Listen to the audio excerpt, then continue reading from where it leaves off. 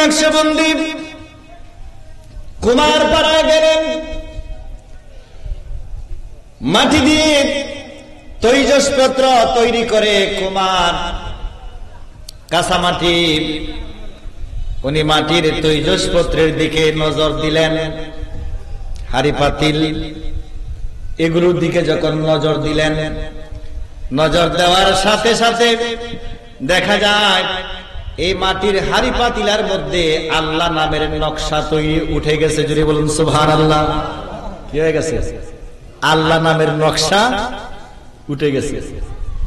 কুমার বলেন, ও বাউদ্দিন, আপনি যদি মাটির পাতিলায় নজর দিয়া যদি আপনি আল্লাহ নামের নকশা ফুটাইতে পারেন, আমি অদম কুমার আমার অন্তরের দিকে একটা নজর দিয়া আমার অন্তরে আল্লাহ নামের নকশা ফুটাই দেন। যদি বলুন সুবহানাল্লাহ। বাউদ্দিন নকশবন্দি একটা নজর দিছেন, সাথে সাথে মানুষটা কলেমা পড়ে মুসলমান হয়ে গেছে। উচ্চ আওয়াজে বলুন সুবহানাল্লাহ। এই বাউদ্দিন নকশবন্দি মুজাদ্দেদ আল-ফেসানি, পিরানে পীর দস্তগীর মাহবুবে সুবহানির তরিকার বেল্ট যদি কোনো মানুষের গলায় পরানো থাকে, অর্থাৎ তিনি যদি কাদরিয়া তরিকায় মুরিদ হন, চিশতিয়া তরিকায় মুরিদ হন, নকশবন্দিয়া তরিকায় মুরিদ হন, মুজাদ্দিদিয়া তরিকায় যদি কোনো মানুষ মুরিদ হন, শয়তান ধারে কাছেও আসতে পারবে। বলবেন হুজুর, মুরিদ দেওয়ার পরেও তো মানুষ কি করে? চুরি করে, ডাকাতি করে, কি করে? রাহাজানি করে, মিথ্যা কথা বলে। এটা কেন করে? একটু সময় তো লাগবে। কি লাগবে?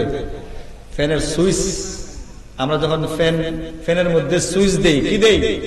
হ্যাঁ, রমজান মাসে হাদিসে পাকের মধ্যে আছে ওয়াসুল সিরাতি শায়াতিন, শয়তানকে জিঞ্জিরাবদ্ধ করা হয়, জিঞ্জির দিয়ে বেঁধে রাখা হয়। হ্যাঁ, রমজান মাসে শয়তান রে আল্লাহ কি করেন? জিঞ্জিল দিয়া বান্ধা রাখেন। এরপরে রমজান মাসে দেখা যায় হাজ্জা মাজা হয়। কি দেওয়া হয়? হাজ্জা মাজা হয়। শয়তান হয় আমারে আল্লাহ রমজান মাসে বান্ধা রাখছেন, তো বান্দা তো রাখছেন ঠিকই আছে, আমি বান্দা থেকে কিছু করতাম পারি না, কিন্তু বাকি 11 মাস যে চাবি দিছি, এই চাবির কিতা প্রভাব কি কিছুদিন চলবো? কিতা 11 মাসের প্রভাবে 1 মাস এমনিতে কিনা চলবো, আমার আর পেছনে চাবি দেওয়ার দরকার নাই।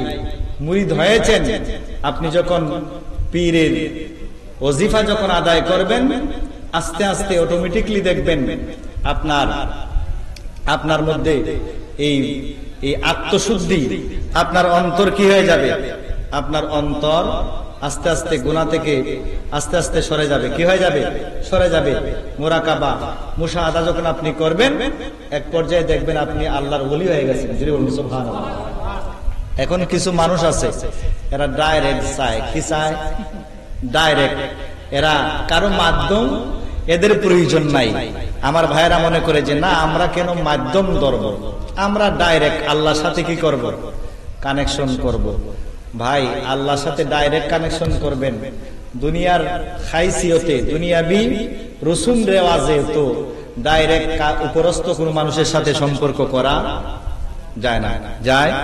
হ্যাঁ, এই যে আমরা বিদ্যুৎ জ্বালাইতেছি, বিদ্যুৎ, এই যে আমাদের বাড়ির পাশ দিয়া যে হাজার হাজার ভোল্টের, হ্যাঁ 11,000 বা তার চাইতে আরো বেশি হাজার হাজার 24,000 ভোল্টের এই কি গেছে আপনার লাইন যে গেছে, এই লাইন থেকে বাতি জ্বালাইতে পারবেন? এই তার দিয়া যদি এই জায়গায় লাগানো হয়, তার তো ফুরবই, আপনি নিজেও ফুইরা পড়বেন।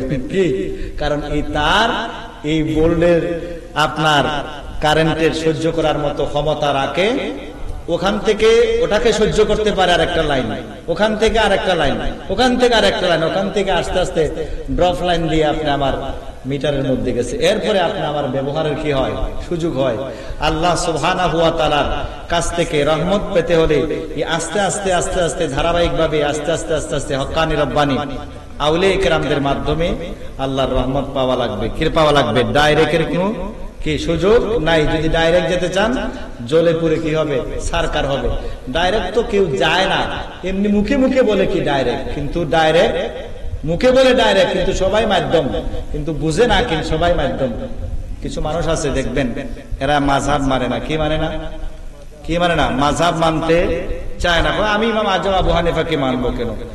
আমি তো সহিহ বুখারীর হাদিস পড়তে পারি, আমি সহিহ মুসলিমের কি পড়তে পারি, হাদিস আমি পড়তে পারি, সিহাসিতা পড়তে পারি, অনুবাদ পড়তে পারি, কোরআনে কারীমের অনুবাদ পড়তে পারি, তাই মাযহাব মানবো কেন? আমি তো ডাইরেক্ট, আমি কি ডাইরেক্ট।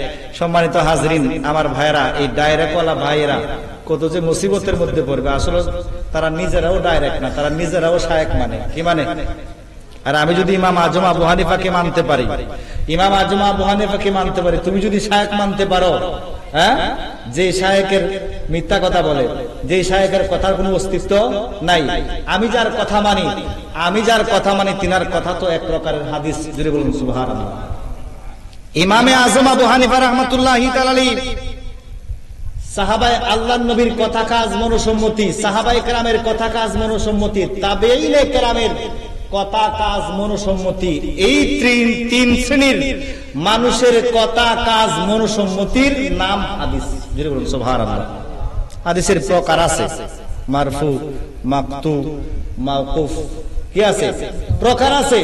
কিন্তু তিন শ্রেণীর মানুষের কথা কাজ মনোসম্মতিকে কি বলে? হাদিস বলে।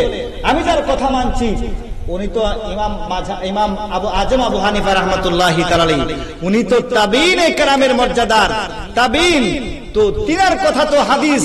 তো আমি ওনার কথা মানলে সমস্যা কি? তুমি তো তোমার শায়েখের কথা মেনে আমল করছো, তো আমি ইমাম আজম আবু হানিফার কথা মানলে দুষ্টা কোথায়? কি বলেন? হ্যাঁ, তুমি তো মন গড়া মানুষের কথা বলতেছো। আরে তোমার শায়েখের কথার মধ্যে ভুল আছে, আমলের মধ্যে ভুল আছে, সব জায়গায় কি আছে? ভুল আছে। কিন্তু আমার মাযহাবের ইমাম যিনি, উনি তো একাধারে 40 বছর পর্যন্ত ইশার নামাজের ওযু দিয়ে ফজরের নামাজ পড়েছেন। সুবহানাল্লাহ। তোমার শায়েখ কয়দিন পড়েছে? কয়দিন পড়েছে তোমার শায়েখ? বাবা আমার, ভাইয়ের আমার, বলছিলাম আমরা এই দুনিয়ার মানুষ সবাই মুখে মুখে বলে আল্লাহর মহব্বত, আমি আল্লাহকে ভালোবাসি। সবাই বলে কি? আমি আল্লাহকে ভালোবাসি। কিন্তু কয়জন আল্লাহকে ভালোবাসে?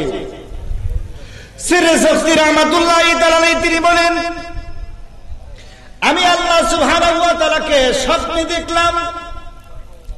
আল্লাহকে জাহির জিন্দেগিতে দেখা সম্ভব না, তবে বুজুর্গানে দিন আল্লাহর ওলিরা আল্লাহকে স্বপ্নে দেখতে পারেন। সিররে সফি রাহমাতুল্লাহি তাআলা আলাইহি বলেন, আমি আল্লাহকে স্বপ্নে দেখলাম, আল্লাহকে জিজ্ঞেস করলাম, আমার আল্লাহ রাব্বুল আলামিন কি বলেছেন? মানুষ, সব মানুষ বলে আমি আল্লাহকে ভালোবাসে, তবে কয়জন আমি আল্লাহকে ভালোবাসে? আমি 10,000 মানুষের মধ্যে একটা পরীক্ষা নিলাম। কি নিলাম? পরীক্ষা নিছি। 10,000 মানুষ থেকে আমি যখন এরা কয়জন আমি আল্লাহকে ভালোবাসে, এই পরীক্ষা যখন নেব, তাদের সামনে আমি কি বানাইলাম? দুনিয়া বানাইলাম। কি বানাইলাম? দুনিয়া বানাইলাম। এই দুনিয়া যখন বানাইলাম, এবার দেখা গেল এই 10,000 মানুষ থেকে 9,000 মানুষ চলে গেছে কোথায়? 9,000 মানুষ চলে গেছে দুনিয়ার দিকে। কোন দিকে? দুনিয়া পাওয়ার জন্য। আবার যখন এই 1,000 মানুষের সামনে আমি আল্লাহ যখন জান্নাত বানাইলাম, এই জান্নাত পাওয়ার জন্য 1,000 মানুষ থেকে 900 মানুষ চলে গেছে জান্নাত পাওয়ার জন্য।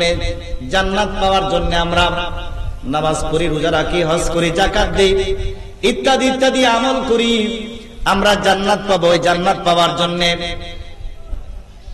900 মানুষ চলে গেছে। আমার আল্লাহ বলেন, এবার আমার 100 মানুষের উপরে আমি যখন বালা মুসিবত যখন নাজিল করে দিলাম, কি নাজিল করলাম? বালা মুসিবত যখন নাজিল করে দিলাম। 100 মানুষ থেকে 90 জন চলে গেছে বালা মুসিবতের মধ্যে পড়ে, বাকি আছে 10 জন। কয়জন বাকি আছে? 10 জন বাকি আছে। প্রকৃতপক্ষে হাজারে আল্লাহকে ভালোবাসে, মহব্বত করে একজন। কয়জন? হ্যাঁ, নামে তো আমরা সবাই আল্লাহরে মহব্বত করি, আল্লাহর ভালোবাসা চাই, কিন্তু এই মুসিবতের মধ্যে যখন পড়ি তখন কিন্তু আপনার এই আল্লাহর ভালোবাসা ভুলে যাই। বেহেশতের লোভের মধ্যে যখন পড়ি আল্লাহর ভালোবাসা ভুলে যাই। দুনিয়ার পেছনে যখন লেগে যায় তখন আল্লাহর ভালোবাসা আমরা ভুলে যাই। প্রকৃতপক্ষে হাজারে একজন মানুষ আল্লাহকে ভালোবাসে। জুড়ে বলুন সুবহানাল্লাহ। আল্লাহর ভালোবাসা, আল্লাহ দেখার মজা। আল্লাহর প্রতি ভালোবাসা কেন রাখবেন, কেন আল্লাহকে মহব্বত করবেন, ভালোবাসবেন? হাজিরিন, আল্লাহর ভালোবাসা কেন আপনার অন্তরে রাখবেন, মহব্বত কেন রাখবেন? আল্লাহ দেখার মজা। দুনিয়ার জমিন থেকে আমরা যখন চলে যাব, জান্নাতের মধ্যে যখন যাব, যাওয়ার পরে আল্লাহ জান্নাতীদেরকে যখন দিদার দিবেন, কি দিবেন? দেখা দিবেন, দিদার দিবেন। 800 বছর চলে যাবে, 800 বছর চলে যাবে। এক পলকে আল্লাহর দিকে মানুষ যখন, বেহেশতীরা যখন আল্লাহর দিকে চাইবে, 800 বছর পর্যন্ত চলে যাবে, কোনো খবর থাকবে না। উচ্চ আওয়াজে বলুন সুবহানাল্লাহ। আল্লাহ দেখার মজা কেমন সুন্দর! আল্লাহ দেখার মজা। মানুষ যখন একবার চাইবে 800 বছর পর্যন্ত চলে যাবে, চোখের পলক ফেলবে না। জোরে বলুন সুবহানাল্লাহ। সাইয়েদনা ইউসুফ আলাইহিস সালাম,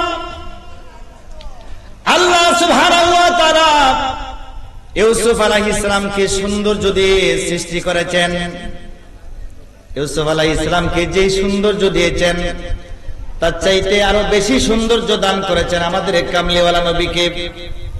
কিন্তু আমাদের কামলিওয়ালা নবীর এই সৌন্দর্য মানুষের সামনে এইরকম ভাবে উপস্থাপন হয় না যেভাবে ইউসুফ আলাইহিস সালামের সৌন্দর্য মানুষের কাছে উপস্থাপিত হয়েছিল। আমার আল্লাহ রাব্বুল আলামিন আমার নবীকে এর চাইতে বেশি সৌন্দর্য দান করেছেন। আম্মা জানা আয়েশা সিদ্দিকা রাদিয়াল্লাহু তাআলা বলেন, মিশরের মেয়েরা ইউসুফ আলাইহিস সালামকে দেখে তারা হাত কাটছে। মিশরের মেয়েরা যদি আমার কামলিওয়ালা নবীকে যদি দেখত, তারা হাত না, তাদের কলিজার মধ্যে তারা ছুরি লাগাই দিত। উচ্চ আওয়াজে বলুন সুবহানাল্লাহ। কলিজায় ছুরি লাগাই দিত। ইমাম গাজ্জালী রাহমাতুল্লাহি তাআলা বলেন, ইউসুফ আলাইহিস সালামের যুগে দুর্ভিক্ষ শুরু হলো। 7 বছর পর্যন্ত সেই দুর্ভিক্ষ চলবে। ইউসুফ আলাইহিস সালাম আগে আজিজে মিশরকে বলে দিয়েছেন, এই দুর্ভিক্ষ 7 বছর পর্যন্ত স্থায়ী হবে। দুর্ভিক্ষ শুরুর পূর্বের 7 বছর এই রাজ্যের মধ্যে ফসল ফলাদি কি হবে? বেশি হবে। কি হবে? বেশি হবে। পরবর্তী 7 বছরের জন্য মজুদ করে রাখতে হবে, কারণ পরবর্তী 7 বছর দুর্ভিক্ষ হবে, ফসল ফলাদি ফলবে না। আজিজে মিশর ইউসুফ আলাইহিস সালামের স্বপ্নের তাবির অনুযায়ী প্রথম 7 বছর যখন ফসল ফলাদি বেশি ফলছে, এগুলো স্টক করে রাখছে। দুর্ভিক্ষ যখন দেখা দিছে, 7 বছর পর্যন্ত ফসল ফলাদি নাই, কিছু নাই। দুর্ভিক্ষ শেষ হওয়ার 4 মাস অথবা 40 দিন, 4 মাস অথবা 40 দিন আগে এই ধন ভান্ডারের যত খাবার দাবার আছিল সব কি হয়ে গেছে? শেষ হয়ে গেছে। এখন আর খাবার দাবার নাই, কিছু নাই। মিশরের মানুষের আসছে ইউসুফ আলাইহিস সালামের কাছে, হুজুর আমাদেরকে খাবার দেন। কি দেন? হুজুর আমাদেরকে খাবার দেন। ইউসুফ আলাইহিস সালাম দেখলেন যে খাবার তো নাই। কি নাই? খাবার নাই। ইউসুফ আলাইহিস সালামের একটা আদত ছিল, তিনার চেহারা মোবারক এইভাবে তিনি ঢেকে চলাফেরা করতেন, ঢেকে রাখতেন। মানুষ তিনার সৌন্দর্য দেখলে বেহুশ বেকার হয়ে যেত। এই জন্য তিনার সচরাচর তিনি ওনার চেহারাটা ঢেকে রাখতেন। আল্লাহ হুকুম করলেন, বন্ধু ইউসুফ আলাইহিস সালাম, তোমার চেহারাটা তোমার রাজ্যের মানুষের সামনে কি করে দাও, তুমি প্রকাশ করে দাও, ঢাকনাটা সরায় দাও। ইউসুফ আলাইহিস সালাম আল্লাহর হুকুমে চেহারা ঢাকনা সরাই দিলেন। ইমাম গাজ্জালী রাহমাতুল্লাহি তাআলা আলাইহি বলেন, 4 মাস বা 40 দিন পর্যন্ত মিশরের মানুষরা ইউসুফ আলাইহিস সালামের চেহারা মোবারকের দিকে তাকায়া তাকায়া পেটের খিদা ভুলে গেছে, এত সুন্দর ছিলেন ইউসুফ আলাইহিস সালাম। উচ্চ আওয়াজে বলুন সুবহানাল্লাহ।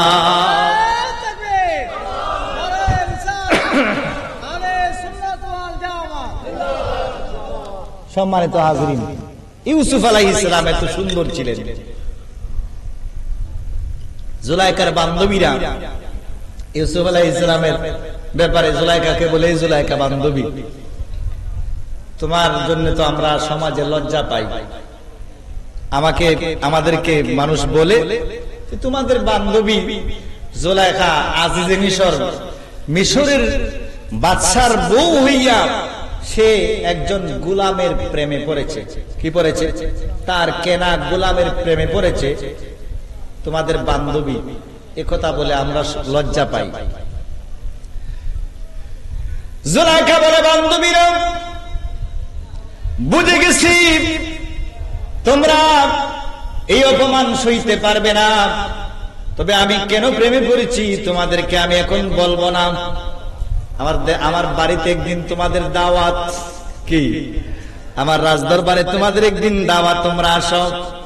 বান্ধবীরা আসলো, আসার পরে জুলাইখা বান্ধবীদেরকে আপ্যায়ন করলেন, একটা রুমে নিয়ে গেলেন, ওখানে একটা একটা ফল দিলেন আর চাকু দিলেন হাতের মধ্যে দিয়ে বললেন, বান্ধবীরা রে, আমি যখন তোমাদেরকে বলবো তখন তোমরা এই হাতের ফলগুলো কেটে কেটে খাবে। কি করবে? কেটে কেটে খাবে। এদিকে ইউসুফ আলাইহিস সালামকে জুলাইখা নির্দেশ দিল, ইউসুফ তুমি এই আমার বান্ধবীদের সামন দিয়ে একটু হেঁটে যাবা। কি করবা? একটু হেঁটে যাবা। ইউসুফ আলাইহিস সালাম তো মুনিবের কথা মানা লাগে, কারণ তিনি তো তখনও স্বাধীন না, কিনা স্বাধীন না। ইউসুফ আলাইহিস সালাম এক দরজা দিয়ে বের হয়েছেন, আরেক দরজা দিয়ে বের হয়ে গেলেন। ইউসুফ আলাইহিস সালাম বান্ধবীদের, জুলাইকার বান্ধবীদের সামন দিয়া যখন তিনি হেঁটে যাচ্ছেন, জুলাইকা হুকুম দিলেন, বান্ধবীরা আবার তোমরা ফল কাটা শুরু করো। কি করো? ফল কাটা শুরু করো।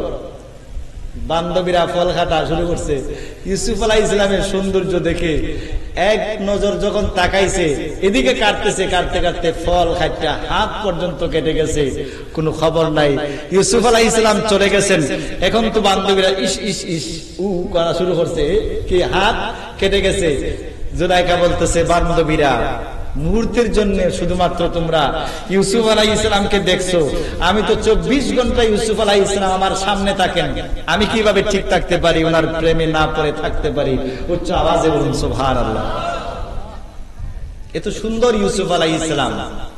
ইউসুফ আলাইহিস সালামের সৌন্দর্যে পড়ে যদি মানুষের এই অবস্থা হয়, আল্লাহ কত সুন্দর! কি আল্লাহ কত! জুনায়েদ বাগদাদী রাহমাতুল্লাহি তাআলার দরবারে একজন মহিলা আসছে, এসে বলতেছে, হুজুর আমার স্বামী দ্বিতীয় বিয়ে করতে চায়। কি করতে চায়? দ্বিতীয় বিয়ে করতে চায়।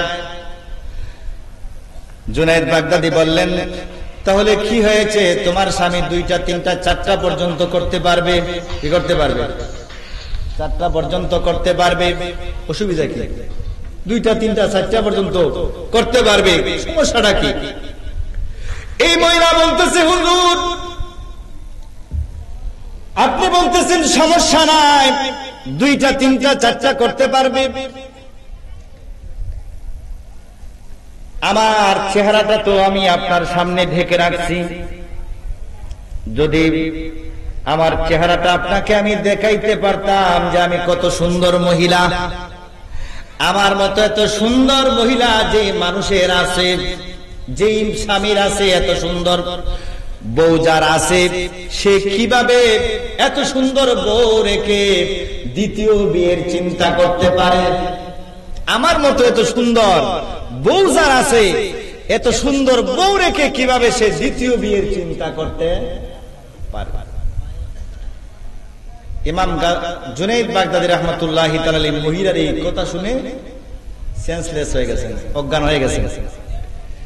হুশ যখন ফিরে আসছে, মহিলা বলতেছে, হুজুর আমি তো আপনাকে কিছুই বললাম না, এটাই মাত্র বললাম, আপনি যে সেন্সলেস হয়ে গেলেন, অজ্ঞান হয়ে গেলেন, এটার তো কারণ বুঝলাম না। জুনাইদ বাগদাদী রাহমাতুল্লাহি তাআলা আলাইহি বলেন, এই মহিলা তুমি তো আমাকে কথা বলছো, তোমার মতো সুন্দরী মহিলা রেখে কিভাবে তোমার স্বামী দ্বিতীয় বিয়ের চিন্তা করতে পারে? আমার ওই কথাটা স্মরণে চলে আসছে, আমার আল্লাহ বলেছেন আমার মতো এত সুন্দর প্রভু যার আছে, এই প্রভুকে রেখে মানুষ কিভাবে অন্যদিকে মুখ ফেরায়। উচ্চ আওয়াজে বলুন সুবহানাল্লাহ। আমার মতো এত সুন্দর আল্লাহ যার আছে, এই আল্লাহরে রেখে কিভাবে মানুষ অন্যদিকে কি করে চেহারা ফিরায়। এই কথাটা আমার স্মরণে আসার সাথে সাথে আমি সেন্সলেস হয়ে গেছি। উচ্চ আওয়াজে বলুন সুবহানাল্লাহ। এত সুন্দর আল্লাহ, এই আল্লাহর ভালোবাসা মহব্বত আমরা সবাই চাই, চাই কিনা? আমরা সবাই চাই কিনা? চাই। আগেই বলছিলাম, সবাই আল্লাহর মহব্বত ভালোবাসা দাবি করে, কিন্তু প্রকৃতপক্ষে কয়জন আল্লাহকে মহব্বত করে বাস্তবে প্রমাণ হয়? কি হয়? মাঠে আসলে প্রমাণ হয়। এই যে আমার ভাই মাওলানা ফরাসউদ্দিন সাহেব বলছেন, মাঠে ময়দানে দেখা যায় কয়জন সাংগঠনিক সুন্নি আর এমনে কয়জন সুন্নি। কেদা? এমনে কয়জন সুন্নি। কথাটা একটু ব্যঙ্গে বলি, যখন ভোটের সময় আসে তখন আমরা যখন সুন্নিয়তের মার্কা নিয়ে আপনাদের হাতে কাছে যখন আসি, মোমবাতি চেয়ার এগুলো নিয়ে যখন আসি, তখন দেখা যায় আমরা ভোট দিতে চাই না, অথচ আমরা নিজেকে সুন্নি বলে কি আমরা কি দেই? আমরা পরিচয় দেই, দাবি করি। না বাবা, এটা করবেন না। নিজে আহলে সুন্নাত ওয়াল জামাত।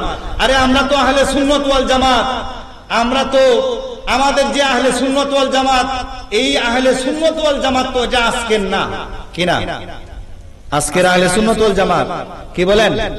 হ্যাঁ, আমার ভাইরা যারা এখন নিজেকে আহলে সুন্নাত ওয়াল জামাতের অনুসারী বলেন, আজকে থেকে ৮-৯ বছর আগের কথা বলছি, এক সময় আমার ভাইরা নিজেকে পরিচয় দিতেন আকাইদে আহলে সুন্নাত ওয়াল জামাত। কি দিতেন?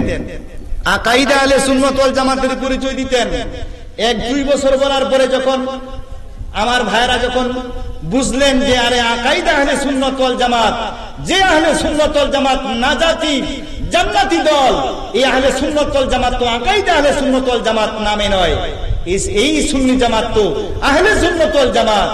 এবার তারা আকাইদে আহলে সুন্নাত ওয়াল জামাতের স্লোগান পরিবর্তন করে এবার দিলেন খাঁটি আহলে সুন্নাত ওয়াল জামাত। ১-২ বছর চলার পরে যখন দেখা গেল আরে এটাও তো আহলে সুন্নাত ওয়াল জামাত না, এবার আকাইদও নাই, খাঁটিও নাই, ডাইরেক্ট আহলে সুন্নাত ওয়াল জামাত। আমরা বেজান না, কিনা? আমরা কিন্তু কিনা বেজান না। পৃথিবীর সমস্ত মানুষ যদি আহলে সুন্নাত ওয়াল জামাতের অনুসারী হয়, আমরা কারো উপরে বেজান না, বরং আমরা কি খুশি? আমরা কি খুশি? তবে কেউ যেন আমাদেরকে আহলে সুন্নাত ওয়াল জামাতের নাম বলে আমাদেরকে ধোঁকা না দিতে পারে, এটা আমাদের বোঝার বিষয়। কি? হ্যাঁ, এটা আমাদের দেখার বিষয়, বোঝার বিষয়, যে আমাদেরকে যেন সুন্নি নাম দিয়ে আহলে সুন্নাত ওয়াল জামাতের স্লোগান ব্যবহার করে যেন কেউ আমাদেরকে ধোঁকা না দিতে পারে। এটা আমাদের খেয়াল রাখতে হবে। বাবার আমার, এখন আরো বড় সমস্যা, মসজিদে নামাজে যাবেন, এখন দেখা যাবে আমরা যখন নামাজ পড়ি তখন আমরা এই একবার আমরা রফে আদান করি, একবার কয়বার? এই যে কানের লতি বরাবরে হাত তুলে নাভির নিচে হাত বাঁধি কিনা, একবার। দেখবেন নামাজে, মসজিদে নামাজে এসে একবার তাকবীরে তাহরিমার সময় একবার হাত বাঁধতেছেন বুকের মধ্যে, আবার দেখা যাবে সেজদায় যাওয়ার সময়, আবার দেখা যাবে এই রুকুতে যাওয়ার সময়, আবার রুকু থেকে উঠে আবার রফিয়া দেন, আবার সেজদায়, দুই সেজদার মধ্যখানে আবার কি রফিয়া দেন। এরকম আপনারা দেখবেন। কি এরকম নামাজ আছে কিনা? সূরা ফাতিহা বলার পরে জোরে আমিন বলে, কি বলে? জোরে আমিন বলে, আমিন বলে চিল্লি দেয়। আবার হ্যাঁ, কেউ যদি মাযহাব মেনে আমিন বলে, কেউ যদি মাযহাব মেনে রফিয়া দান করে, তাকে সম্মান করব। কি করব? তাকে সম্মান করব। চারটা মাযহাব, হানাফি, শাফিঈ, মালিকি, হাম্বলি, এই চার মাযহাবের চারটা মাযহাবই হক। চারটা মাযহাবই কি হক? চার মাযহাবের আমলি আপনার হক। তবে যে কোনো একটা মাযহাব অনুসরণ করে আপনি আমাকে চলতে হবে। কি করতে হবে? যে কোনো একটা মাযহাব অনুসরণ করে আপনি আমাকে কি করতে হবে? চলতে হবে। আপনি মনে করেন এক ডাক্তার থেকে জ্বরের ওষুধ আনছেন। কি আনছেন? জ্বরের ওষুধ। এই ডাক্তারে দিল আপনার নাফা। কি দিল? নাফা। আরেক ডাক্তার থেকে দেখাই আনছেন জ্বরের ওষুধ, এই ডাক্তারে দিল আপনার এক্সট্রা নাফা, এক্সট্রা। এরপর আরেক ডাক্তারে দিল, আরেকটা ডাক্তার এখন একটা নাফার কি বাড়িয়েছে, একটা এক্সটেন্ড বাড়িয়েছে। 60 ডাক্তারের কাছ থেকে আপনি 60টা জ্বরের ওষুধ আনছেন, আইন না চিন্তা করলেন যে একসাথে খাই নেবেন। কি করলেন? খাইবেন কিনা? একসাথে খাইবেন। এখন 60টা নাফা এক্সটেন্ড বা যদি এক্সট্রা আপনি একসাথে খান, বাঁচবেন নি? কি করেন? হ্যাঁ, বাঁচবেন নি। যে কোনো এক ডাক্তারের প্রেসক্রিপশন অনুসরণ করে আপনাকে ওষুধ খাওয়া কি লাগবে। 60 ডাক্তারের একসাথে খাইলে আপনি মারা যাবেন। কি মারা যাবেন? যে কোনো এক মাযহাবের ইমামকে আপনি অনুসরণ করতে হবে, তাহলে আপনি হক হক রাস্তা, পথ আপনি পেয়ে যাবেন। তবে মাযহাবের মধ্যে সবচাইতে সহজ মাযহাব হলো হানাফি মাযহাব। যদি বলুন সুবহানাল্লাহ। হানাফি মাযহাব সবচাইতে কি সহজ মাযহাব, বিজ্ঞানসম্মত মাযহাব হলো হানাফি মাযহাব। পৃথিবীর সমস্ত মুসলমান যারা মাযহাব মানে, যদি সমস্ত মুসলমানদেরকে যদি 4 ভাগে ভাগ করা হয়, তাহলে 3 ভাগ মুসলমান হানাফি মাযহাবের। কয় ভাগ মুসলমান? যারা মাযহাবী এর মধ্যে 3 ভাগ মুসলমান আপনার হানাফি মাযহাবের অনুসারী। তো হানাফি মাযহাব আমরা হানাফি, আমরা কি? আমরা কি? যারা বলে যে মাযহাব মানার দরকার নাই, এইদিকে ওয়াজ করলে অনেক অনেক লম্বা ছাড়া কথা, আমার সময় না। আমি আরেকটা পয়েন্টের উপরে আপনাদেরকে আমি কিছু কথা শোনাবো। তো কোরআনুল কারীমের মধ্যে আছে, বিসমিল্লাহির রহমানির রহিম, ইয়াউমা নাদউ কুল্লা উনাসিম বিইমামিহিম। ইয়াউমা নাদউ কুল্লা উনাসিম বিইমামিহিম। আল্লাহ সুবহানাহু ওয়া তাআলা বলেন, হাসরের মাঠে, হাসরের ময়দানে আব্দুল কাদের ও আব্দুর রহমান ও আব্দুল সত্তার ও আব্দুল করিম, আমি এইভাবে মানুষকে জনে জনে ডাকবো না। কি করবো না? ইয়াউমা নাদউ কুল্লা উনাসিম বিইমামিহিম, আমি হাসরের ময়দানে মানুষদেরকে ডাকবো তাদের ইমামের সাথে। জুড়ে বলুন সুবহানাল্লাহ। কাদের সাথে? ইমামের সাথে আমি ডাকবো, ইমামের সাথে ডাকবো। আল্লাহ সুবহানাহু ওয়া তাআলা মানুষদেরকে জনে জনে ডাকবেন না, ইমামের সাথে ডাকবেন। এটা যদি আমরা যদি শরীয়তের দৃষ্টিকোণ থেকে যদি আমরা এই আয়াতে কারিমার তাফসীর করি বা ব্যাখ্যা করি, তাহলে আমরা মাযহাব, 4 মাযহাবী মুসলমানরা 4 মাযহাবী বিভক্ত। আমরা হানাফি মাযহাবের অনুসারীরা, আমরা যদি হাসরের ময়দানে আল্লাহ যখন আমাদেরকে ডাকবেন, তখন আমরা ইমাম আযম আবু হানিফার পেছনে পেছনে আল্লাহর দরবারে হাজিরা দেব। যদি বলুন সুবহানাল্লাহ। নসিব ভালো না খারাপ? ইমাম শাফি রাহমাতুল্লাহি তাআলার মাযহাব যারা মানি, শাফি মাযহাবের ইমাম শাফি রাহমাতুল্লাহি তাআলার আমরা কি করব? ওনার পেছনে পেছনে হাসরের মাঠে উঠব। ইমাম আহমদ ইবনে হাম্বল, যিনি ইমাম বুখারী রাহমাতুল্লাহি তাআলার উস্তাদ, ইমাম আহমদ ইবনে হাম্বল রাহমাতুল্লাহি তাআলা, ওনার পেছনে যারা হাম্বলি মাযহাব মানে, বড় পীর আব্দুল কাদের জিলানী রাহমাতুল্লাহি তাআলা, উনি হাম্বলি মাযহাবের অনুসারী। গৌসে পাক আব্দুল কাদের জিলানী রাহমাতুল্লাহি তাআলা, উনি হানাফি মাযহাব গ্রহণ করার জন্য চাইছিলেন। হযরতে ইমাম আহমদ ইবনে হাম্বল রাহমাতুল্লাহি তাআলা স্বপ্নে হুজুর পাক সাল্লাল্লাহু আলাইহি ওয়াসাল্লামের দরবারে গৌসে পাককে নিয়ে হাজির হয়ে গেছেন। সুবহানাল্লাহ। কি হয়ে গেছেন? হাজির হয়ে গেছেন। ইয়া রাসূলুল্লাহ, আপনি আব্দুল কাদেরকে বলে দেন সে যেন আমার মাযহাবের মধ্যে থাকে, হাসরের ময়দানে আমি তাকে নিয়ে গর্ব করব। সুবহানাল্লাহ। ইমাম গাজ্জালী রাহমাতুল্লাহি তাআলা হাম্বলি মাযহাবের অনুসারী। কি মাযহাবের অনুসারী? হাম্বলি মাযহাবের অনুসারী।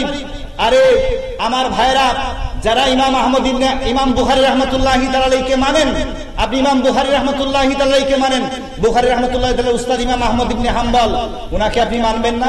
কি করবেন না? ওনাকে আপনি মানবেন না? হ্যাঁ, ছাত্রকে যদি মানেন, সহিহ বুখারী বুখারী বলে আপনি কি করেন? মুখের মধ্যে ফেনা তুলে ফেলেন। অথচ ইমাম বুখারী রাহমাতুল্লাহি তাআলা আলাইহির উস্তাদ যিনি ইমাম আহমদ ইবনে হাম্বল রাহমাতুল্লাহি তাআলা আলাইহি, উনি মাযহাব মেনেছেন, উনি পীর ধরেছেন। উচ্চ আওয়াজে বলুন সুবহানাল্লাহ। পৃথিবীতে যদি এমন কোন মুহাদ্দিস, যদি কাউকে যদি বলা হয় যিনি রাসূল পাক সাল্লাল্লাহু আলাইহি ওয়াসাল্লামের সমস্ত হাদিসের হাফেজুল হাদিস, তাহলে এক নামে যাকে বলা হবে তিনি হলেন ইমাম আহমদ ইবনে হাম্বল, যিনি আল্লাহর নবীর সমস্ত হাদিস যার মুখস্থ। উচ্চ আওয়াজে বলুন সুবহানাল্লাহ। ইমাম আহমদ ইবনে হাম্বল রাহমাতুল্লাহি তাআলা আলাইহি উনি একটা জায়গায় গেলেন। জায়গায় যাওয়ার পরে উনি একজন মানুষের সাথে সাক্ষাৎ হলো। ওনার নাম বিশর হাফি রাহমাতুল্লাহি তাআলা আলাইহি। জোরে বলুন সুবহানাল্লাহ। বিশর হাফি রাহমাতুল্লাহি তাআলা আলাইহি উনি আপনার এত ইলমের দিক থেকে এত বিখ্যাত ছিলেন না। ওলি আল্লাহ দিক থেকে অনেক বিখ্যাত মানুষ, কিন্তু ইলমের দিক থেকে এত বেশি বিখ্যাত মানুষ ছিলেন না। ইমাম আহমদ ইবনে হাম্বল রাহমাতুল্লাহি তাআলা আলাইহি উনার সাথে যখন সাক্ষাৎ করলেন, উনার সাথে যখন দেখা হলো, ইমাম আহমদ ইবনে হাম্বল উনার কাছে যাওয়ার সাথে সাথে উনি নিজে নিজে কথা বলা শুরু করছেন। বিশর হাফি রাহমাতুল্লাহি তাআলা আলাইহি কি কথা বলতেছেন? দেখবেন তো আমাদের সমাজে কিছু মানুষ একলা একলা মাতে কি তা করে, একলা একলা কথা হয়। কি কোনো মানুষ তারে কথা বলানোই লাগে না? একলা একলা কি একলা একলা কথা বলে। ইমাম আহমদ ইবনে হাম্বল রাহমাতুল্লাহি তাআলা আলাইহি তিনি যখন দেখলেন বিশর হাফি রাহমাতুল্লাহি তাআলা আলাইহি একা একা কথা বলতেছেন, কি কথা? ইমাম আহমদ ইবনে হাম্বল রাহমাতুল্লাহি তাআলা আলাইহি উনার জীবনে কয়েকটা হাদিসের ব্যাখ্যা তিনি পাইতেছেন না, উনার বুঝে আসতেছে না। কয়েকটা হাদিসের ব্যাখ্যা উনার বুঝে আসতেছে না। উনি দেখতেছেন, উনি এই হাদিসের ব্যাখ্যা জানার জন্য শায়েখ খুঁজতেছেন, উস্তাদ খুঁজতেছেন, কিন্তু কাউকে পাচ্ছেন না যে এই হাদিসগুলোর ব্যাখ্যা ওনার থেকে জানবেন। ইমাম আহমদ ইবনে হাম্বল রাহমাতুল্লাহি তাআলা দেখলেন এই মানুষটা এই হাদিসগুলোর ব্যাখ্যা একা একা বলতেছে। যদি বলুন সুবহানাল্লাহ। একা একা বলা শুরু করছে। ইমাম শাফি রাহমাতুল্লাহি তাআলা আলাইহি, যিনি ইমাম আহমদ ইবনে হাম্বলের উস্তাদ, ইমাম শাফি রাহমাতুল্লাহি তাআলা আলাইহি, ইমাম শাফি রাহমাতুল্লাহি তাআলা তিনি বলেন, আমি যখন কোন মাসালা যখন বুঝতাম না, আমার যখন বুঝে আসতো না, আমি অনেক দূর হেঁটে হেঁটে ইমাম আজম আবু হানিফা রাহমাতুল্লাহি তাআলার মাজারের মধ্যে হাজির হয়ে যেতাম। ওখানে গিয়ে আমি 2 রাকাত নামাজ হানাফি মাযহাব অনুসরণ করে আমার মাযহাব কিছুক্ষণ সময়ের জন্য ছেড়ে দিয়ে 2 রাকাত নামাজ যখন আমি ইমাম আজম আবু হানিফা রাহমাতুল্লাহি তাআলার মাযহাব অনুযায়ী পড়তাম এবং ওনার রুহের প্রতি ইসালে সওয়াব করতাম, সাথে সাথে আমার মাসালাগুলো বুঝে আসতো। উচ্চ আওয়াজে বলুন সুবহানাল্লাহ। ইমাম আহমদ ইবনে হাম্বল রাহমাতুল্লাহি তাআলা আলাইহি বিশর হাফিকে জিজ্ঞেস করলেন, হুজুর, যেই হাদিসগুলোর ব্যাখ্যা জানার জন্য এত বছরের পর বছর ধরে আমি ঘুরতেছি, কাউকে পাচ্ছি না, এই হাদিসগুলোর ব্যাখ্যা আমি জানবো। আমি তো আপনাকে প্রশ্নই করলাম না, আমি তো আপনাকে জিজ্ঞেসই করলাম না, কিন্তু আপনি আমার এই হাদিসের ব্যাখ্যাগুলো আমার সামনে কি করে বলতে লাগলেন? ইমাম বিশর হাফি রাহমাতুল্লাহি তাআলা আলাইহি বলেন, এটা হলো ইলমে তাসাউফ। উচ্চ আওয়াজে বলুন সুবহানাল্লাহ। ইমাম আহমদ ইবনে হাম্বল বললেন, হুজুর, আপনি আমাকে মুরিদ করেন। বলুন সুবহানাল্লাহ। তাহলে ইমাম আহমদ ইবনে হাম্বল, যিনি ইমাম বুখারী রাহমাতুল্লাহি তাআলার উস্তাদ, উনার মতো মানুষ যদি পীরের দরকার হয়, আপনার আমার মতো আদাইম্যা বাদাইম্যা মানুষ, এলমওয়ালা মানুষ আমাদের দরকার আছে না নাই? কি বলেন, আছে না নাই? ওই যে আগে বলছিলাম বেল পরান, গৌসে পাকের কাদরিয়া তরিকার বেল গলায় পরেন। আরে খাজা গরিবে নওয়াজের বেল, চিশতিয়া তরিকার বেল গলায় পরেন, মাউদ্দিন নকশবন্দির বেল গলায় পরেন, মুজাদ্দিদ আল ফেসানির বেল গলায় লাগান। শয়তান ধারে কাছেও আসবে না, শয়তান ধারে কাছেও। আমাদের নফসটা 3 প্রকার। কত প্রকার? হ্যাঁ, নফসে মুতমাইন্না, নফসে কি মুতমাইন্না। যখন আপনি দেখবেন গুনাহ করতে মন চায় না, গুনাহ দেখলে ঘৃণা আসে। কি আসে? গুনাহ দেখলে কি আসে? ঘৃণা আসে। ঘৃণা আসে, তখন বুঝবেন যে আপনার অন্তরটা মুতমাইন্না হয়ে গেছে। কি হয়ে গেছে? হ্যাঁ, ইয়া আইয়াতুহা নাফসুল মুতমাইন্না ইরজিই ইলা রাব্বিকি রাদিয়াতাম মারদিয়া ফাদখুলি ফি ইবাদি ওয়াদখুলি জান্নাতি। যাদের অন্তরটা মুতমাইন্না হয়ে যাবে তাদেরকে আল্লাহ জান্নাতে প্রবেশ করার জন্য বলেছেন। জোরে বলুন সুবহানাল্লাহ। এবার আপনার শয়তানের ওয়াসওয়াসায় পড়ে গুনাহ করে ফেলেছেন। কি করে ফেলেছেন? গুনাহ করে ফেলেছেন। এখন যদি আপনার তওবা করতে মন চায়, কি চায়? তওবা করতে মন চায়, তখন বুঝবেন আপনার নফসটা লাওয়ামার মধ্যে আছে। কিসের মধ্যে আছে?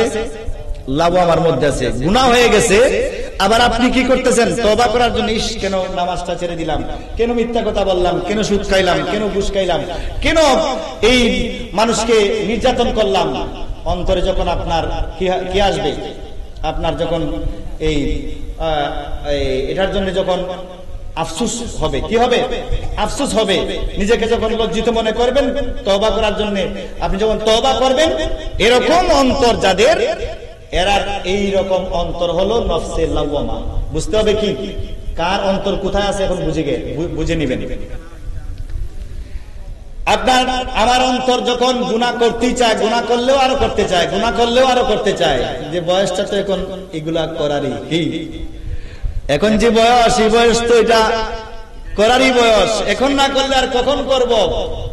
এখন যে এখনই যদি দাড়ি রেখে ফেলি তাহলে তো আর এগুলো করতে পারবো না। কি আছে না যে একটু পরে রাখি, দাড়িটা একটু পরে রাখি। হ্যাঁ, আজরাইল আলাইহিস সালাম যখন আপনার কাছে আসবে তখন তো আর আপনার দাড়ি রাখার সুযোগ দিবে না। দেবে আপনাকে? হ্যাঁ, যে না আরো কিছুদিন পরে নামাজটা শুরু করি, মসজিদে যাই।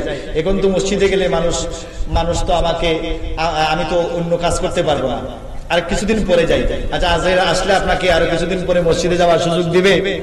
দেবে না। এরকম যাদের অন্তর গুনাহ করার পরে আরো গুনাহ করতে চায়, বুঝতে হবে এটা নফসে আম্মারা। এই নফসটা কোথায় আছে? নফসে আম্মারার মধ্যে আছে। এখন এই নফসে আম্মারাকে কন্ট্রোল করতে হলে আপনার হক্কানি রব্বানি পীরের দরবারে আসতে হবে। কি আসতে হবে? আরে গৌসে পাক আব্দুল কাদের জিলানী রাহমাতুল্লাহি তাআলা আলাইহি, উনি মুরিদ হওয়ার জন্য হযরতে আবু সাঈদ মাখজুমী রাহমাতুল্লাহি তাআলার দরবারে হাজির হয়েছেন। খাজা গরিব নওয়াজ উসমান হারুনী রাদিয়াল্লাহু তাআলার দরবারে হাজির হয়েছেন। কি হয়েছেন? হাজির হয়েছেন। শাহজালাল মুজাররদি আমলে সৈয়দ আহমদ কবির রাহমাতুল্লাহি তাআলার দরবারে কি হয়েছেন? হাজির হয়েছেন।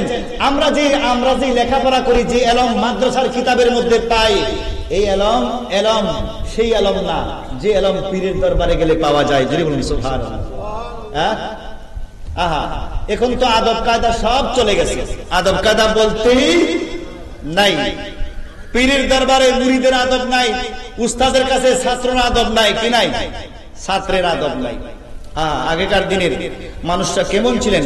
একজন উস্তাদের একজন ছাত্র, তাকে এই শায়েখকে, উস্তাদকে প্রতিদিন তাহাজ্জুদের নামাজের সময় ওযুর পানি গরম করে দিতেন। শীতের দিনে ওযুর পানি কি করে দিতেন? গরম করে দিতেন। ঘটনাক্রমে একদিন দেখা গেছে আপনার ওযুর পানি গরম করতে তার কি হয়ে গেছে? লেট হয়ে গেছে। ছাত্রর কি হয়ে গেছে? ওযুর পানি গরম করতে লেট হয়ে গেছে। এদিকে হুজুর উঠে গেছেন, দরজা কোরআন আসছে, ঘরের মধ্যে শব্দ শোনা যায় তাহাজ্জুদের নামাজ পড়ার জন্য। হুজুর এসে গেছেন, এখনই তো আমার কাছে এসে কি তাহাজ্জুদের নামাজের ওযু করার জন্য গরম পানি চাইবেন? এই ছাত্র কি করছে? তাড়াতাড়ি আপনার আগুন জ্বালানোর জন্য চেষ্টা করতেছে। কি গরম পানি করার জন্য, আগুন জ্বালানোর জন্য কি করতেছে? চেষ্টা করতেছে। এখন দেখা যায় আগুন ধরতেছে না। কি করতেছে না? আগুন ধরতেছে না। শেষ পর্যন্ত কি করলো? সর্বনাশ, হুজুর তো আমাকে কি জানি বলবে, এখনো পর্যন্ত আমি কি করতে পারলাম না? আগুন জ্বালাইতে পারলাম না। এবার সে এই পানির পাত্রটাকে এইভাবে সে কি নিয়ে বুকের সাথে নিয়ে কিছুক্ষণ এইভাবে ধরে আছে। সুবহানাল্লাহ। কি আছে? কিছুক্ষণ এইভাবে ধরে আছে, বুকে ওযুর পানিটা নিয়ে এইভাবে ধরে আছে। হুজুর পানি তাহাজ্জুদের নামাজের ওযু করার জন্য হুজুর তার কাছে আসলেন। এসে এবার এই মুরিদ ছাত্র কি দিছে? হুজুরকে এই তাহাজ্জুদের নামাজের পানি দিছে। এবার হুজুর ওযু করলেন, ওযু করে বললেন, এই আজকের পানিটা তো অসাধারণ। কি আজকের পানিটা তো কি অসাধারণ, এরকম গরম পানি তো, এরকম আরামের গরম পানি তো আমার জীবনে কোনোদিন পাই নাই। তুমি কি এই পানি আজকে কিভাবে গরম করেছো? হুজুর আমি তো আজকে আগুন দিয়ে আমি আপনার ওযুর পানি গরম করি নাই, আমার হৃদয়ের ইশক মহব্বতের আগুন দিয়ে, শ্রদ্ধা ভক্তি ভালোবাসার আগুন দিয়ে আপনার জন্য পানি গরম করেছি। উচ্চ আওয়াজে বলুন সুবহানাল্লাহ।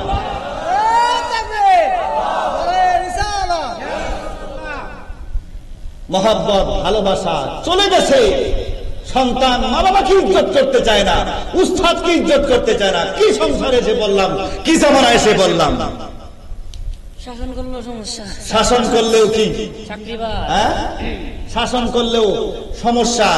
কোথায় এসে আমরা বললাম, কোথায় আগেকার দিনের ইমামে আজম আবু হানিফা রাহমাতুল্লাহি আলাইহি, উনার 4000-এর উপরে উস্তাদ ছিলেন। কি ছিলেন? 4000-এর উপরে উস্তাদ।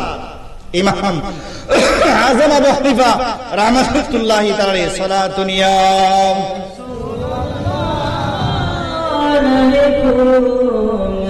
সালামুন ইয়া হাবিবাল্লাহ আলাইকুম নাযরতু ইলা বিলাদিল্লাহি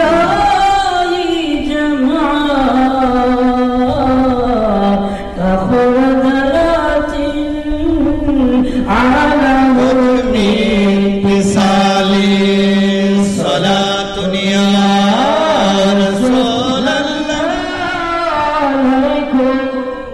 সালামুন ইয়া হাবিবাল্লাহ। ইমাম আজম আবু হানিফা রাহমাতুল্লাহি তাআলা 4000-এর উপরে উস্তাদ। কয় হাজার? 4000-এর উপরে উস্তাদ। তিনি উস্তাদের জীবনে কোনদিন পাও সরাইয়া গুঞ্জান নাই, পাও লম্বা করে গুঞ্জান নাই। কি করেন নাই? পাও লম্বা করে গুঞ্জান নাই। কারণ পশ্চিম কেবলা যেদিকে আছে এদিকে তো দেওয়া যাবেই না। এবার অন্যদিকে এদিকে যদি আমার কোন উস্তাদের বাড়ি হয়, এদিকে যদি আমার কোন উস্তাদের বাড়ি হয়, এদিকে যদি কোন উস্তাদের বাড়ি হয়, এদিকে যদি কোন উস্তাদের বাড়ি হয়, জীবনে কোনদিন ইমাম আজম আবু হানিফা রাহমাতুল্লাহি তাআলা আলাইহি পাও সরাইয়া গুঞ্জান নাই। মানুষ জিজ্ঞেস করতো, হুজুর আপনি কেন পাও লম্বা করে গুঞ্জান না? হুজুর বলতেন, এদিকে যদি আমার কোন উস্তাদের বাড়ি হয়, এদিকে যদি আমার কোন উস্তাদের বাড়ি হয়, এদিকে যদি কোন উস্তাদের বাড়ি হয়, এই জন্য আমি প্রতিজ্ঞা করেছি জীবনে কোনদিন পাও লম্বা করে গুঞ্জাবো না। আদব কাকে বলে? এভাবে কি কোথাও লেখা আছে হাদিসে পাকের বা কোরআন কারীমের কোথাও লেখা আছে এভাবে আদব করতে হবে? ইমাম বুখারী রাহমাতুল্লাহি তাআলা 16 বছর পর্যন্ত রিয়াজুল জান্নাহ শরীফের মধ্যে বসে বুখারী শরীফ সংকলন করেছেন। কি করেছেন? সংকলন করেছেন। লক্ষ লক্ষ মুখস্থ হাদিস থেকে বাছাই করে করে প্রায় 5000-এর উপরে 7000 কাছাকাছি তাকরার সহ এই হাদিসগুলো এই বুখারী শরীফের মধ্যে তিনি লিখেছেন। বুখারী শরীফে লিখার আগে ইমাম বুখারী রাহমাতুল্লাহি তাআলা ওযু আপনার গোসল করতেন, ওযু করতেন, গোসল করতেন, 2 রাকাত নামাজ পড়ে মুরাকাবা করতেন রাসূল পাক সাল্লাল্লাহু আলাইহি ওয়াসাল্লামের রওজা মুবারকের দিকে। ইয়া রাসূলুল্লাহ, এই হাদিসটা আমি লিখবো, এই হাদিসটা কি আপনার? বলে বলুন সুবহানাল্লাহ। এই হাদিসটা কি আপনার? এভাবে রওজা মুবারক থেকে রাসূল পাক সাল্লাল্লাহু আলাইহি ওয়াসাল্লাম যখন পারমিশন দিতেন, ইমাম বুখারী রাহমাতুল্লাহি তাআলা আলাইহি এভাবে কি করতেন? কিতাবের মধ্যে হাদিস লিখতেন। এক লাইন, এমন হাদিস আছে 1 লাইন। কয় লাইন? 1 লাইন। এই 1 লাইন লিখার পরে আবার ওযু করতেন, আবার গোসল করতেন, আবার নামাজ পড়তেন। আচ্ছা, এইভাবে এক একটা হাদিস লিখার আগে একবার ওযু করতে হবে, একবার গোসল করতে হবে। কোথায় কোন কিতাবের মধ্যে লেখা আছে? কোথাও কোন কিতাবের মধ্যে লেখা আছে? এবার ইমাম বুখারী রাহমাতুল্লাহি তাআলাকে ফতোয়া দেন যে উনি বেদাত করেছেন। কি করেছেন? হ্যাঁ, এটা আদব। এটা কি আদব? কারণ ইমাম বুখারী রাহমাতুল্লাহি তাআলা চিন্তা করলেন যে রাসূল পাক সাল্লাল্লাহু আলাইহি ওয়াসাল্লামকে 2 চোখ দিয়ে দেখি নাই, আমি আল্লাহর নবীর জামানা থেকে অনেক দূরে রাসূল পাক সাল্লাল্লাহু আলাইহি সাল্লামের কথা মোবারকগুলো আমি চোখ দিয়ে দেখেছি। কি করেছি? চোখ দিয়ে দেখেছি। আজকে যখন আমরা হাদিস শরীফ যখন পড়ি তখন মনে হয় আহা, রাসূল পাক সাল্লাল্লাহু আলাইহি সাল্লাম তো জাহির জিন্দেগি দেখতে পারে নাই, কিন্তু আল্লাহর মুহাদ্দিসিনে কেরাম রাবিয়ানে কেরামের উসিলায় আজকে আমরা আল্লাহর নবীর কথাগুলো দেখতে পাচ্ছি। কত ভাগ্যবান, কত খুশনসিব। উচ্চ আওয়াজে বলুন সুবহানাল্লাহ। অনেক মুরিদদেরকে দেখছি পীরের বাড়ির দিকে পা দিয়ে ঘুমায় না, ঠিক না বেটি? পীরের বাড়ির দিকে কি পা দিয়ে ঘুমায় না? এখন তো ফতোয়া আসবে যে পীরের বাড়ির দিকে তো এদিকে পা দিয়ে ঘুমানো যাবে না, এটা আবার কোথা থেকে কথা, ঠিক না বেটি? হ্যাঁ, আর পীরের বাড়িকে এত দূর থেকে সম্মান করা লাগবে, এটা আবার কে বলছে? ঠিক আছে না? আবার সম্মান করলে কি সম্মান হয়ে যাবে? হ্যাঁ, সম্মান হবে। কি হবে? সম্মান হবে। হাজরে আসওয়াদ পাথর, হাজরে আসওয়াদ পাথর, এই পাথর আপনি মুখ দিয়ে চুমু খাবেন। কি খাবেন? মুখ দিয়ে চুমু খাবেন। যদি কোনো মুখ দিয়ে চুমু খাওয়া সুন্নাত, কোনো মানুষ যদি মুখ দিয়ে সরাসরি চুমু খেতে না পারে, কিতাবের মধ্যে আছে, ফতোয়ার কিতাবে আছে, লাঠি লাগাইয়া দূর থেকে লাঠির একটা মাথা হাজরে আসওয়াদ পাথরের উপরে থাকবে, আর এক মাথায় চুমু দিলে সরাসরি মুখ দিয়ে চুমু খাওয়ার মতো আপনার কি হবে? তার সওয়াব পাওয়া যাবে। শুধু তাই না, লাঠি দিয়েও যদি সম্ভব না হয়, দূর থেকে এভাবে আপনার ইশারা করে, হাতের তালুর ইশারা করে বিসমিল্লাহি আল্লাহু আকবার বলে যখন আপনার হাতের তালুর মধ্যে চুমু খাবে, সরাসরি হাজরে আসওয়াদ পাথরের মধ্যে চুমু দিলে যেই ফজিলত, দূর থেকে হাতের তালুর মধ্যে চুমু দিলে সেই ফজিলত। উচ্চ আওয়াজে বলুন সুবহানাল্লাহ। আল্লাহর নবী রাসূল পাক সাল্লাল্লাহু আলাইহি ওয়াসাল্লাম একটা জায়গা দিয়ে যাচ্ছেন, এমন অবস্থায় আল্লাহর নবী দেখলেন, রাসূল পাক সাল্লাল্লাহু আলাইহি ওয়াসাল্লাম দেখলেন কিছু সাহাবায়ে কেরাম মুসলমান নামাজ আদায় করছেন। কি করছেন? নামাজ আদায় করছেন। যিনি ইমাম সাহেব তিনি নামাজ পড়াচ্ছেন, নামাজের ভেতরেই বা নামাজের বাহিরে উনি কিবলার দিকে থুতু ফালাইলেন। কি ফালাইলেন? থুতু ফালাইলেন। রাসূল পাক সাল্লাল্লাহু আলাইহি ওয়াসাল্লাম ইমাম সাহেবকে বললেন, আজকে থেকে তুমি আর এই মানুষগুলোর ইমামতি করবে না। আর এই পেছনের যে মুসল্লিদেরকে বললেন, আজকে থেকে তোমরা আর কোনোদিন এই ইমামের পেছনে নামাজ পড়বে না। কি পড়বে না? কারণটা কি? কারণটা কি? যে এই ইমাম আল্লাহ এবং আল্লাহর রাসূলকে কষ্ট দিয়েছে। কি দিয়েছে? আল্লাহ এবং আল্লাহর রাসূলকে কি দিয়েছে? কষ্ট দিয়েছে। কিভাবে কষ্ট দিয়েছে? শুধুমাত্র তুতু ফেলছে। কি ফেলছেন? কি ফেলছেন? তুতু ফেলছেন। আচ্ছা বলেন, আমাদের মসজিদগুলোতে পশ্চিম দিকে জানালার ব্যবস্থা নাই কেন? টাকা কম মুসল্লিদের, কি বলেন? জানালার ব্যবস্থা নাই কেন? হ্যাঁ, যে টাকা কম, এই জন্য পশ্চিম দিকে আপনার জানালা দেওয়া যায় না। না, কারণ কিবলার দিকে মানুষ কি ফেলবে? থুতু ফেলবে। কি ফেলবে? থুতু ফেলবে। সেই জন্য কিবলা পশ্চিম দিকে আপনার কোন দরজা বা জানালা থাকে? মসজিদের দরজা জানালা থাকে না। এবার দেখেন, রাসূল পাক সাল্লাল্লাহু আলাইহি ওয়াসাল্লাম হাদিসে পাকের মধ্যে আছে, কিবলাকে সামন দিয়ে পেছন দিয়ে প্রস্রাব পায়খানা করতে নিষেধ করেছেন। কি করেছেন? নিষেধ করেছেন। তো এই হাদিসটা কি শুধুমাত্র কিবলা যতক্ষণ পর্যন্ত দেখা যায় চোখ দিয়ে ওই জায়গার জন্য সীমাবদ্ধ না? আমাদের জন্য এই হাদিসের আমল আছে না নাই? কি বলেন, আছে না নাই? একটা কথা বলে রাখি, বর্তমান সময়ে দুঃখের বিষয়, কি বলবো, মুসলমান যারা টাকাওয়ালা আপনার বিধর্মী মানুষ দিয়া, আর্কিটেকচার দিয়া ঘরের আপনার ডিজাইন করে, কি করে? ডিজাইন করতে গিয়ে কি হয়, এই ভদ্রলোক তো আর অমুসলিম মানুষ পশ্চিম দিকে প্রস্রাব পায়খানার আপনার কমেডের ব্যবস্থা দিলে যে কি গুনাহ হয় ইসলাম ধর্মে, এটা তো আর উনি জানে না।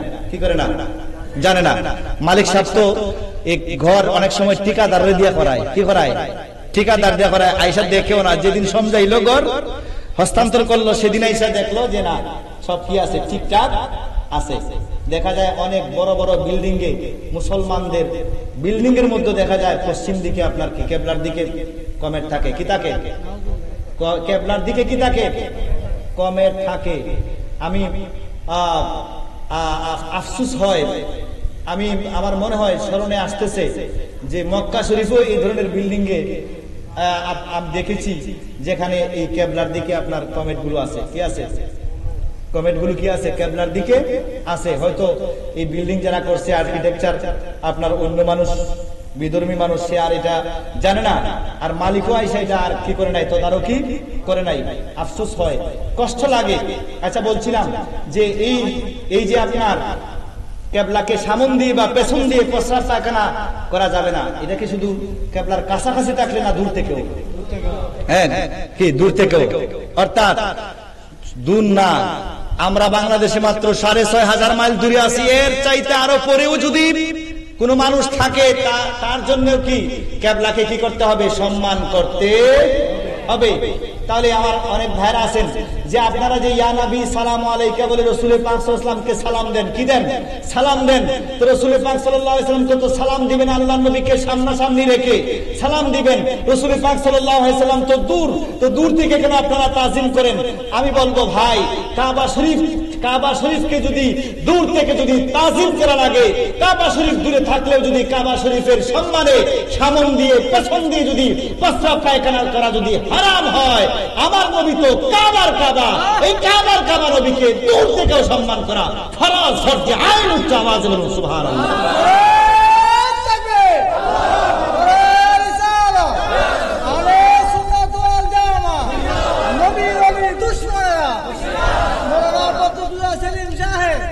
ওই জায়গায় হাদিসটা বলছিলাম যে ইমাম সাহেব কিবলার দিকে কি পালাইছেন? তো পালাইছেন। আজকে থেকে মাসালা জেনে যান, কেবলার থেকে কোনদিন পশ্চিম দিকে তুতু বলেন, ময়লা আবর্জনার ফানি বলেন, বিশেষ করে মা বোনদেরকে বলছি, খানজি ফানি, কেদা প্লেট দুয়া ফানি, পশ্চিম দিকে আপনার ঘর যদি আপনার পশ্চিম বিটায় থাকে তো এই খানজিফানি আপনি সুইরা মারবেন না। কি করবেন না? সুইরা উড়াইয়া ফালাইবেন না। যদি ফালাইতে হয় পশ্চিম দিকে, তাহলে আপনি এটাকে এমনি না ফালাইয়া আপনি একদম মুখটা নিচের দিকে ধরবেন, যাতে পানিটা কি নিচের দিকে পড়ে। যদি তুতু পশ্চিম দিকে ফালানোই লাগে, তাহলে মুখটাকে কি ধরবেন? নিচের দিকে ধরবেন, যাতে তুতুটা কি নিচের দিকে যায়। হ্যাঁ, চেষ্টা করবেন পশ্চিম দিকে না ফালানোর জন্য। এটা আদব। কি এটা? কি আদব? আরে আদবে আউলিয়া। আদবে কি আউলিয়া। এই কাজটা করবেন। ময়লা ধুলাবালি ঘর ঝাড়ু দিয়ে আপনি কি করবেন না, এই পশ্চিম দিকে ছুঁড়ে মারবেন না। ফেলতে হলে আপনি নিচের দিকে ফেলবেন। আরে এখন আদবের অভাব। এখন এই জমানাটায় কি আদবের বড় আদবের অভাব? টাকা পয়সার অভাব নাই, বিল্ডিং এর অভাব নাই, আদবের অভাব। আদবের অভাব। ইমামে বুরহানুদ্দিন রাহমাতুল্লাহি তাআলা আলাইহি, যিনি হিদায়ার লিখক, হিদায়া শরীফের ব্যারিস্টার যাকে বলা হয়, তিনি বলেন বুখরা শরীফে, তিনি বলতেছেন যে বুখরা শরীফে একজন মানুষ ছিলেন, একজন উস্তাদ ছিলেন, যেই উস্তাদ ছাত্রদেরকে পড়াচ্ছেন, কি মসজিদের মধ্যে তিনি দরস দিচ্ছেন, পড়াচ্ছেন। তালিমুল মুতাল্লিম কিতাবের মধ্যে এই ঘটনাটা এসেছে। পড়াচ্ছেন উস্তাদ, ছাত্রদের দরস বন্ধ করে দাঁড়িয়ে যান, বারবার দাঁড়িয়ে যান। বারবার কি করেন? বারবার দাঁড়িয়ে যান। আরে কিয়ামের দলিল আমার ভাইরা পায় না, কি কিয়ামের দলিল ভাইরা পায় না। যেই কিতাবের কথা বলছি তালিমুল মুতাল্লিম, এই কিতাবটা সম্ভবত 9ম স্তরের কিতাব। 9ম স্তরের 1 নম্বরে যদি আপনার কোরআনুল কারীমকে ধরা হয়, সহিহ 76 হাদিসের কিতাব 6 খানা। এরপরে এই আপনার 7, 8, 9 এই 9ম স্তরের কিতাব, এই তালিমুল মুতাল্লিম কিতাব, এই কিতাবের মধ্যে হযরতে বুরহানুদ্দিন রাহমাতুল্লাহি তাআলা আলাইহি, যিনি হিদায়ার হানাফি মাযহাবের যিনি ব্যারিস্টার, তিনি বলতেছেন বুখারার একজন উস্তাদ ছাত্রদেরকে পড়াচ্ছেন, ছাত্রদেরকে কি করতেছেন? পড়াইতেছেন। হঠাৎ করে কিছুক্ষণ পর পর দরজ বন্ধ করে পড়া বন্ধ করে দিয়ে দাঁড়িয়ে যান, তিনি দাঁড়িয়ে যান। কি করেন? দাঁড়িয়ে যান। এমত অবস্থায় ছাত্র জিজ্ঞেস করলো, হুজুর এরকম তো আমরা আর কোনোদিন আপনার ক্লাসে বারবার পড়া বন্ধ করে আপনি দাঁড়িয়ে যান, এরকম পরিবেশ তো আর জীবনে কোনোদিন হয় নাই, এই কারণটা কি? উস্তাদ বললেন, এই যে দেখতেছো কয়েকটা ছেলে দৌড়াদৌড়ি করতেছে আমার দরসের আশেপাশে, এর মধ্যে একটা ছেলে আমার উস্তাদের ছেলে। যদি বলুন সুবহানাল্লাহ। একটা ছেলে কি আমার উস্তাদের ছেলে। এই উস্তাদের ছেলে যখন আমার দরসের কাছাকাছি চলে আসে, আমি উস্তাদের ছেলের সম্মানে দাঁড়িয়ে যাই। উচ্চ আওয়াজে বলুন সুবহানাল্লাহ। কত আদব! দাঁড়ানোর দলিল পাইছেন? কত আগের কিতাব, হ্যাঁ, যেটা বর্ণনা দিচ্ছেন কে? কে দিচ্ছেন? ইমাম বুরহানুদ্দিন রাহমাতুল্লাহি আলাইহি। উনাকে আমার ভাইরাও মানেন, যারা কিয়াম মানেন না, তাহলে উস্তাদের ছেলের জন্য যদি দাঁড়ানো জায়েজ হয়, তাহলে আমার কামলিওয়ালা নবীর জন্য দাঁড়ানো জায়েজ না জায়েজ? তাহলে এখানে আমরা ফতোয়া খুঁজবো কেন? হ্যাঁ, এই জায়গায় ফতোয়া খুঁজবে কেন?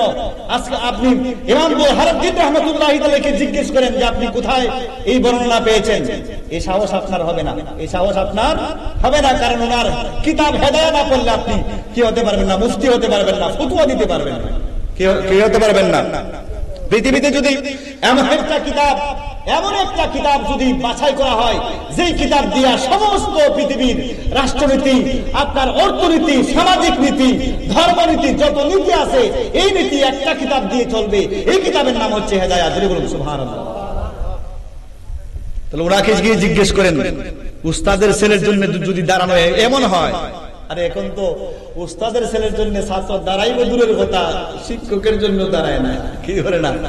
শিক্ষকের জন্য দাঁড়ায় না। মনে করে ছাত্রদের শিক্ষকে কি দিত? সালাম দিত। কি উস্তাদের সালাম পাওয়ার অধিকার নাই এখন? কি ঠিক আছে না? এই পরিবেশে আমরা পড়ছি না? হ্যাঁ, এই পরিবেশে আমরা পড়ি কিয়ামতের লক্ষণ। বুঝছেন বাবার, আমার ভাইরা আমার, বলছিলাম এই যে কথাগুলো আপনাদেরকে বললাম, আমি যে কথা নিয়ে আলোচনা করবো, এই কথায় কিন্তু এখনো আসি নাই। বিষয় বছর কি মানে আর কতক্ষণ লাগবে? আমি এই আলোচনায় ঢুকার চেষ্টা করতেছি। যদি হুজুর চলে আসেন তাহলে শর্ট করে ফেলবো, আর না হয়তো আমি একটু বট করে বলার চেষ্টা করবো। সালাতুন ইয়া রাসূলুল্লাহ, সালামুন ইয়া হাবিবাল্লাহ, আলাইকুম সালাতুন ইয়া রাসূলুল্লাহ, আলাইকুম সালামুন ইয়া। जिसने देखा ओ मदीना जिंदगी में एक बार, चुमने उनकी कदम सिर झुक रहा बार बार। सलातुन या रसूल अल्लाह, अलैकुम सलामुन या। আদব কাকে বলে? আলা হযরত আজিমুল বারাকাত ইমাম ইশক মোহাব্বত তিনি বলতেছেন, জিসনে দেখা ও মদিনা, জীবনে যে ব্যক্তি একবার মদিনা শরীফ দেখছে, কি করছে? হ্যাঁ, একবার দেখছে। আমি আলা হযরত ইমাম আহমদ রেজা খান, আমি তার পা চুমবো। কি করব?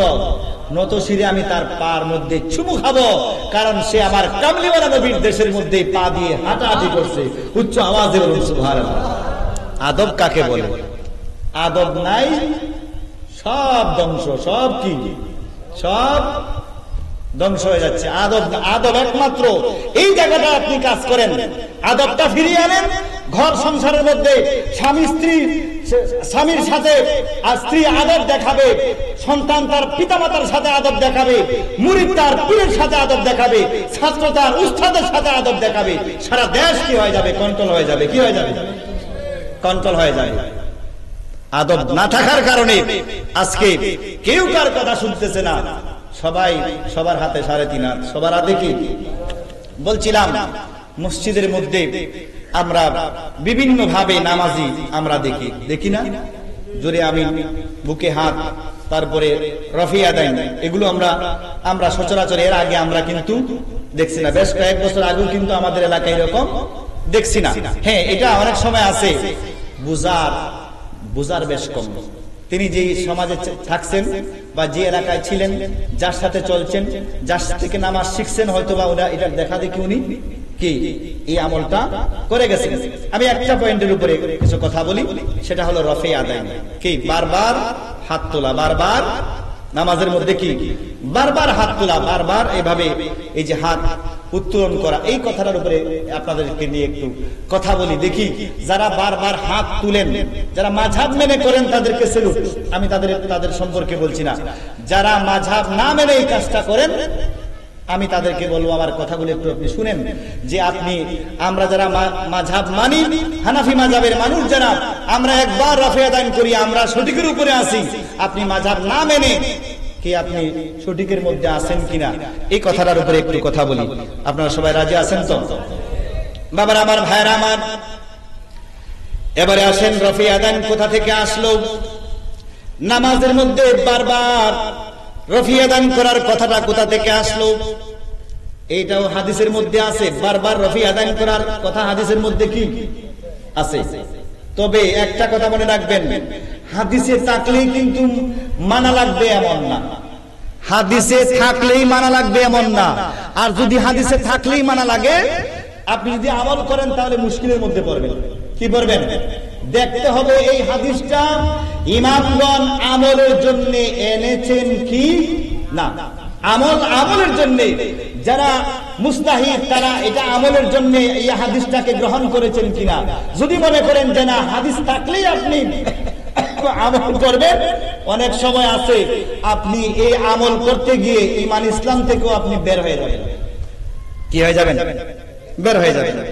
ধরেন একটা কথা বলছি, বিয়ে কয়টা? একজন পুরুষ একসাথে কয়জন মেয়েকে বিয়ে করতে পারবে? ফানকিহু মা তাবা লাকুম মিনান নিসাই মাসনা ওয়া সুলাসা ওয়া রুবা ফাইন খিফতুম আল্লা তাআদিলু ফাওয়াহিদ। দুইটা, তিনটা, চারটা, ইনসাফ না করতে পারলে বিয়ে কয়টা? বিয়ে কয়টা? একটা। তো হাদিসে পাকের মধ্যে আছে রাসূল পাক সাল্লাল্লাহু আলাইহি ওয়াসাল্লাম 11 খানা শাদী মুবারক করেছেন। কয়খানা? 11 খানা শাদী মুবারক করেছেন। তো এখন যদি আপনি মনে করেন যে হাদিসের মধ্যে আছে 11 খানা বিয়ে করা যাবে, কি করা যাবে? একসাথে 11 জন বিবি রাখা যাবে, হাদিসের মধ্যে আছে। কারণ হাদিস তো রাসূল পাক সাল্লাল্লাহু আলাইহি ওয়াসাল্লামের কথা, কাজ, মনোসম্মতিকে কি বলে? হাদিস বলে। তো রাসূল পাক সাল্লাল্লাহু আলাইহি ওয়াসাল্লাম উনার আগ্দের নিচে এট এ টাইম প্রায় আম্মি জান খাদিজাতুল কুবরা রাদিয়াল্লাহু তাআলা সারা 10 জন বা 9 জন বিবি বা 8 জন বিবি এট এ টাইম ছিলেন। আম্মি জান খাদিজাতুল কুবরা রাদিয়াল্লাহু তাআলা আনহা জীবিত অবস্থায় রাসূল পাক সাল্লাল্লাহু আলাইহি ওয়াসাল্লাম আর কোনো বিবি গ্রহণ করেন নাই। আমাদের উম্মাহাতুল মুমিনিন কাউকে বিয়ে করেন নাই। উনার ইন্তেকালের পরে বাকি 10 জন, 8 জন, 9 জন কে একসাথে রাসূল পাক সাল্লাল্লাহু আলাইহি ওয়াসাল্লাম আগ্দের নিচে কি করেছেন? রেখেছেন। বাপ 4 জনের উপরে রাসূল পাক সাল্লাল্লাহু আলাইহি ওয়াসাল্লাম এট এ টাইম বিবি কি করেছেন? রেখেছেন। তাহলে হাদিসের পাকের মধ্যে আছে 4 অধিক বউ আগ্দের নিচে রাখা যাইব। এখন কেউ যদি আপনার কোরআনের উপরে আমল না করে এই হাদিসের উপরে আমল করে, কি বলেন? কোরআন এবং হাদিস যখন মুখোমুখি হবে, কি হবে? সংঘর্ষ হবে। কোরআন বলবে একটা, হাদিস বলবে একটা, তখন মানতে হবে কি? কোরআন। কি মানতে হবে?